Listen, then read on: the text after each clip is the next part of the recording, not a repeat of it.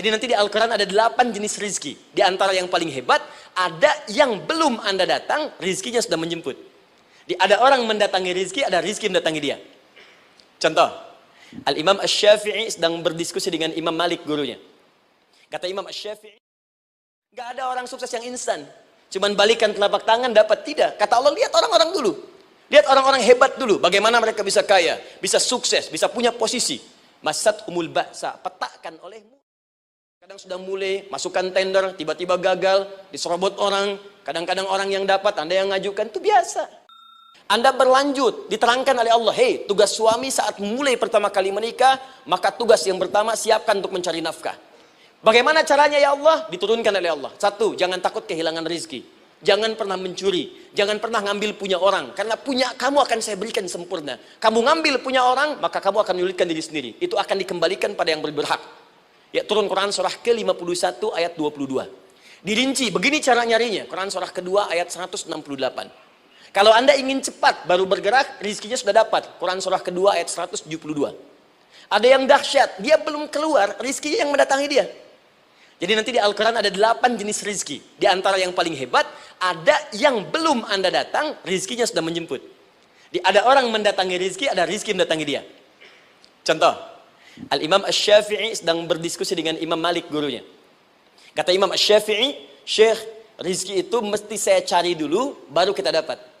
Kata gurunya, ya Syafi'i, ada rizki yang cukup kita beramal dekat kepada Allah, dia akan datang tanpa kita cari dengan ikhtiar manusia.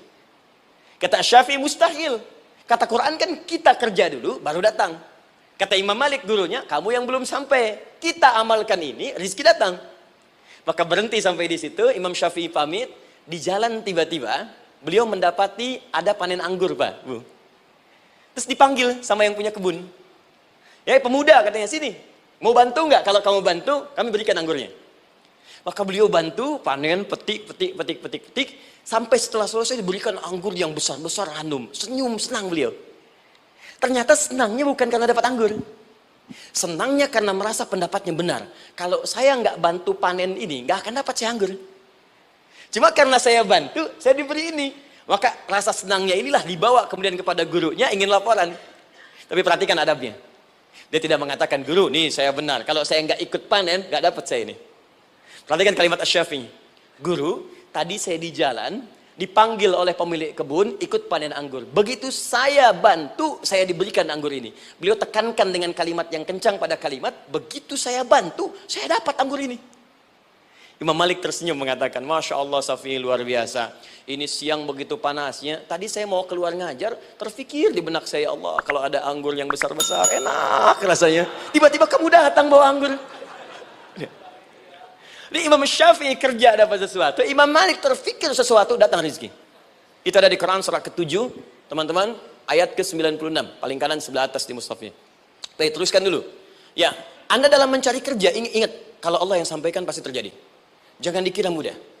Kata Allah akan ada persaingan, akan ada kadang-kadang singgungan, akan ada tantangan, maka mulai petakan tantangan apa yang akan Anda lalui saat Anda mulai mencari nafkah itu. Maka turun Quran surah kedua ayat 214, paling kanan sebelah bawah. Am hasibtum an tadkhulul jannata. Hei, apa kamu mudah begitu saja mengira akan sukses dalam pekerjaanmu? Bahkan bisa diartikan surga, ingin masuk surga. Walamma ya'tikum mathalul ladzina khalau min qablikum. Sebelum engkau diuji seperti orang sukses dulu pernah sukses. Lihat mereka. Enggak ada orang sukses yang instan. Cuman balikan telapak tangan dapat, tidak. Kata Allah, lihat orang-orang dulu. Lihat orang-orang hebat dulu, bagaimana mereka bisa kaya, bisa sukses, bisa punya posisi. Masat umul ba'sa, petakan olehmu tantangan apa yang akan dihadapi saat engkau bekerja itu. Satu, kata Allah, ba'sun, ada yang ringan.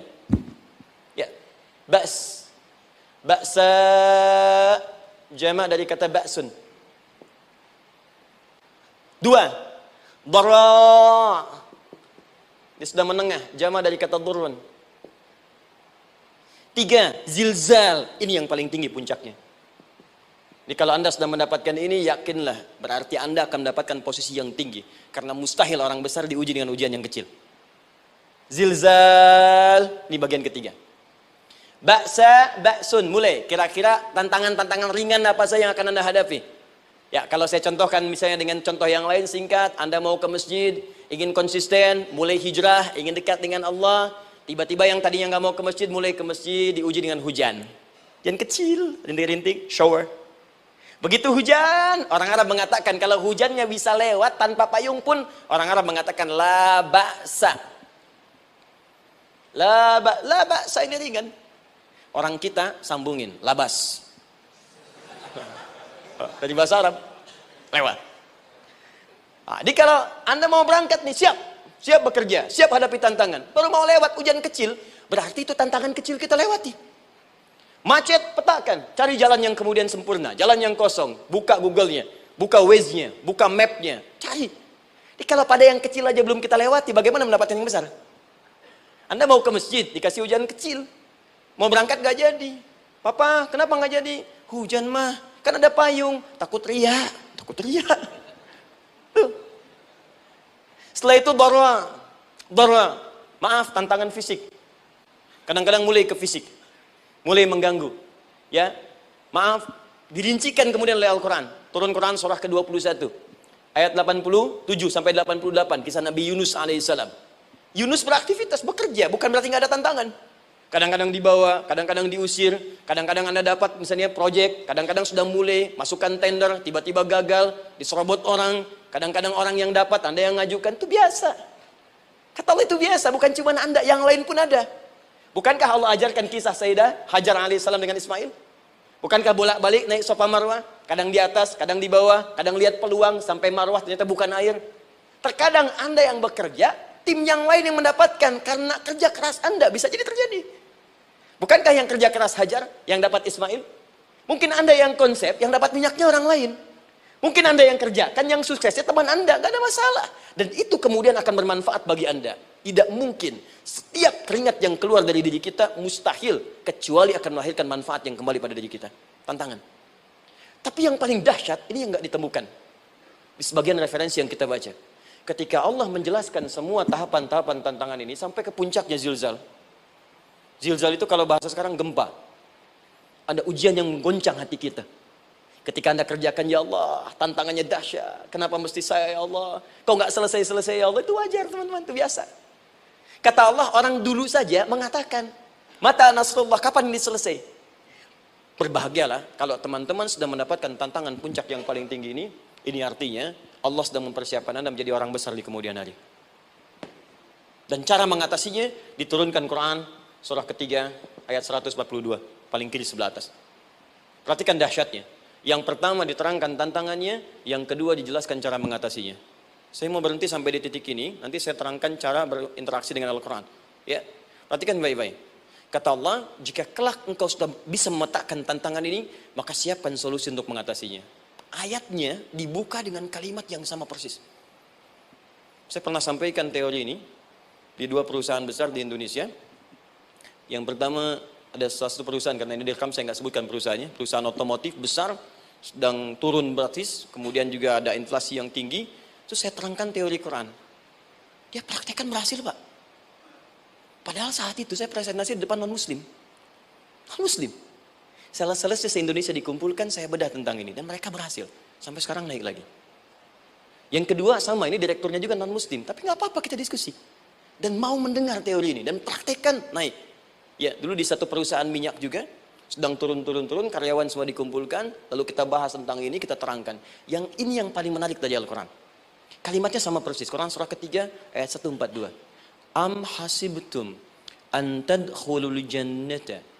Apa Anda duga akan begitu mudah mendapatkan kesuksesan dalam hidup? Tolong fokus baik-baik. Jangan selalu mengartikan jannah dengan surga. Karena asal kata jannah itu artinya kesuksesan, kebahagiaan yang belum tampak. Surga, kenapa disebut dengan jannah? Karena itu puncak kebahagiaan kita yang belum nampak sekarang. Saya kasih rahasia ya, ini antara kita saja nih. Kalau ada kata jim dengan nun di depannya, itu pasti tidak nampak, tersembunyi. Apapun tambahannya. Ya, misal, jin kenapa disebut dengan jin? Karena memang ketika diciptakan, dia tidak tampak, tersembunyi. Lawannya ins, karena itu kita disebut ins, karena saat lahir kita tampak. 18 kali disebutkan dalam Al-Quran. Ya ma'syaral jinni wal ins. Wa ma khalaqtul jinna wal ins. Jadi jin disebut jin karena memang fitrahnya tersembunyi, nggak nampak. Jadi kalau ada jin melakukan penampakan, itu jin sedang kena masalah. Sedang keluar dari fitrah. Sama dengan manusia, harusnya tampak. Jadi kalau ada manusia yang senang sembunyi-sembunyi, dia sama dengan, bukan saya yang bilang, sedang punya masalah. Ke kantor, sembunyi-sembunyi, hati-hati Pak Alfian tuh. Biasa ada pintu depan, masuk pintu belakang.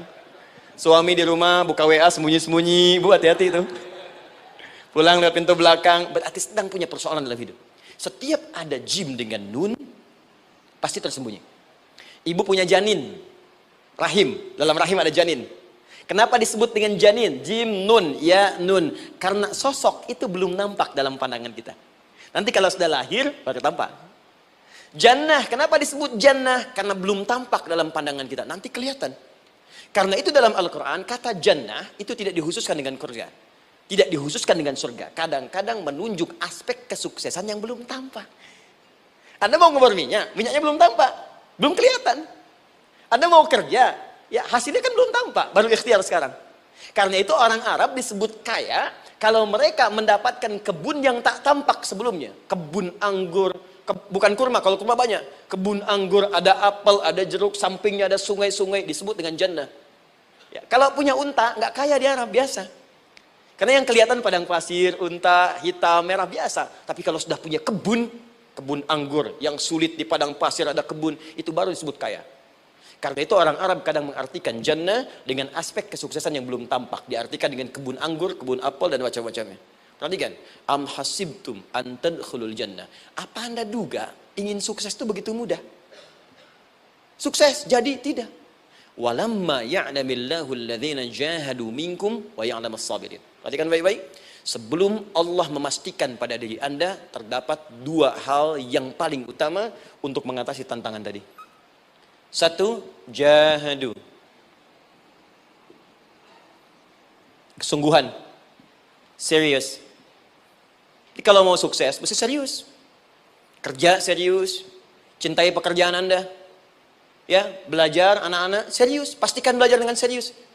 Jangan cuma anak-anak duduk paling belakang, nggak pernah nanya, kadang ngantuk, pulang. Ujian, besoknya mau ujian, baru belajar. Ya, sistem SKS, sistem kebut. Ya, kadang-kadang sejam, Bu, Pak.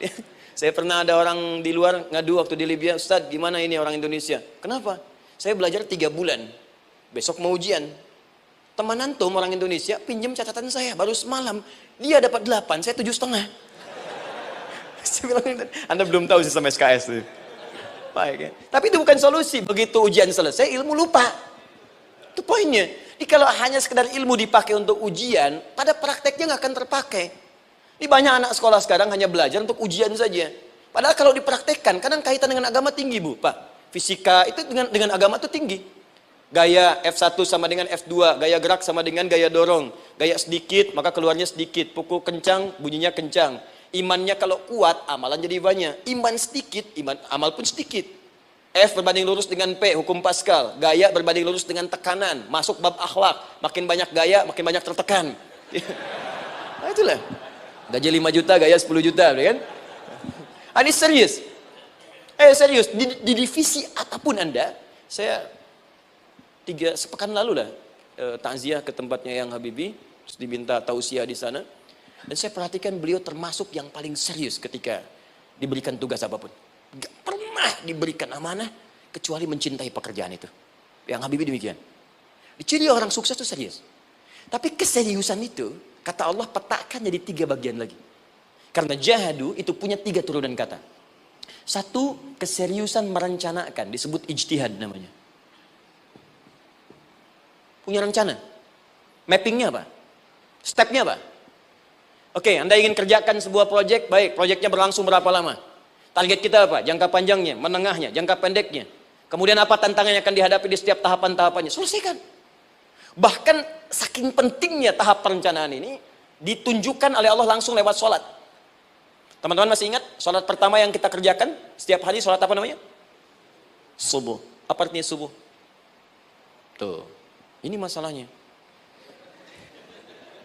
Ini kata Al-Quran sendiri ya, kata Al-Quran sendiri. Nanti akan ditemukan orang yang ibadah tidak paham apa yang dikerjakan dan dilakukan dalam ibadahnya. Contoh sholat. Kata Allah akan ada orang sholat yang saat sholat tidak mengerti apa yang ia baca dan ia lakukan dalam sholatnya. Jujur tanyakan pada diri kita. Sampai detik ini, dari sekian ribuan kali ruku dan sujud, berapa persen bacaan sholat yang kita pahami? Jangan-jangan kita ruku tapi nggak ngerti yang dibaca. Sujud tak paham yang diungkapkan. Bagaimana bisa khusyuk? Mustahil. Maka kembali ke sini. Kenapa sholat pertama itu disebut dengan subuh? Teman-teman, ternyata semua nama sholat dari subuh sampai isya, plus bacaan dan gerakan dari takbir sampai salam, itu bukan sekedar gerakan semata. Semua ada artinya, ada maknanya. Dan diajarkan oleh Nabi langsung. Subuh disebut dengan subuh. Ada dua kata. Satu, fajar. Quran surah ke-17 ayat 78. Inna Qur'an al-fajri kana mashhuda. Kedua, subuh di surat At-Takbir. Was-subhi idza tanaffas. Kenapa disebut fajar? Fajar itu pancaran positif, pancaran kebaikan. Jadi kalau yang baik disebut fajar. Kalau yang jelek disebut fujur. Fujur ada di Quran surah 91 ayat 7 sampai 8. Wa nafsi wa ma sawwaha fa'alhamaha fujuraha wa taqwaha. Fujur itu rambatan, gelombang buruk yang muncul dari nafsu. Ya, ditembuskan ke elemen tubuh kita. Misal gini. Tiba-tiba pengen marah. Ya, di tubuh kita mengatakan melotot, maka ini ada pancaran di hati kita nyambung kemudian ke mata. Ini rambatan dari sini ke mata disebut fujur namanya. Mau ke tangan pukul, masuk ke tangan. Itu rambatannya disebut fujur namanya. Ya. Yang baiknya disebut fajar. Ya, misal saya ingin sholat, tiba-tiba hati mengatakan sudah azan, merambat ke kaki, cepat melangkah. Cepat wudhu. Nah, itu rambatannya disebut fajar namanya. Atau infajar. Ini pasti ada, ya. Fujur nama lainnya nafsu. Disebutkan 115 kali dalam Al-Quran. Takwa, rambatan fajar, sumbernya takwa. Disebutkan 115 kali dalam Al-Quran. Di jiwa kita ada takwa, ada nafsu. Takwa yang dorong malaikat, disebutkan 88 kali dalam Al-Quran. Nafsu yang dorong setan, disebutkan sama 88 kali. Di setiap Anda akan mengerjakan satu hal, pasti akan yang mendorong pada yang baik, akan mencegah dari yang baik itu nafsu. Pasti itu. Pak Alpian mau tanda tangan proyek. Tiba-tiba disodorkan, Pak, ini Pak. Kok begini proyeknya? Perbaiki. Karena ada yang nggak beres. Tapi fee-nya lumayan Pak, 1 miliar. Nggak bisa. Jiwa takwa mengatakan, jangan terima Pak. Bapak mengatakan, maaf, ini jari tahiyat. Gak akan pernah dipakai maksiat. Perbaiki. Datang lagi. Ini Pak. Kok sama? Fee-nya diperbaiki Pak, 100 miliar. Nafsunya mulai berkata, terima. Takwanya bilang, jangan. Hanya beliau katakan, tangan tahiyat gak akan pernah dipakai maksiat. Tapi tunggu, saya istiqoroh dulu.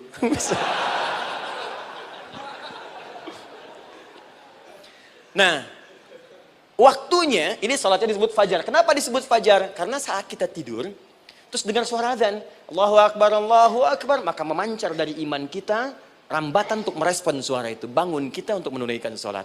Waktunya disebut subuh. Kenapa disebut subuh? Dari kata asbah. Asbah itu artinya yang siap dengan rencana. Ya, orang Islam tuh nggak ada yang bangun dari tidurnya kecuali punya rencana jelas yang akan dieksekusi di hari itu.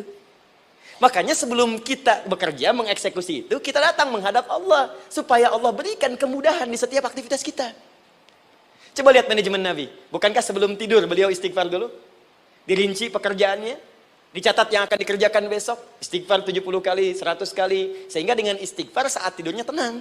Coba kita biasakan. Ada yang baca Quran, ada yang istighfar. Kalau nggak percaya silahkan cek. Begitu Anda lakukan, tidurnya enak.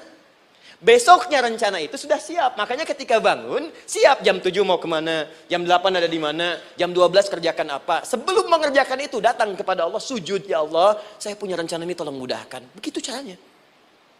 Itu yang disebut dengan subuh. Nah, sekarang kembalikan peta hidup kita mau seperti apa ke depan. Ijtihad. Yang kedua, kalau sudah jelas konsepnya, visinya sudah ada, maka jihad. Yang kedua, jihad. Jihad itu eksekusinya, aksinya, actionnya, perjuangan fisiknya. Rencananya apa? Tahajud malam nanti. Bismillah. Jam berapa? 2:30. Baik, yuk kita mulai rencanakan. Eksekusi rencananya. Bagaimana cara kita bangun 2:30? Pasang alarm. Jam berapa alarm dipasang? 3 kali. Pertama 1:30, kedua 2 kurang 1/4, ketiga jam 2 lewat 1/4. Baik. Alarm pertama untuk mematikan alarm kedua. Alarm kedua matikan alarm ketiga. Ketiga siap-siap. Baik. Siap bangun. Jihad.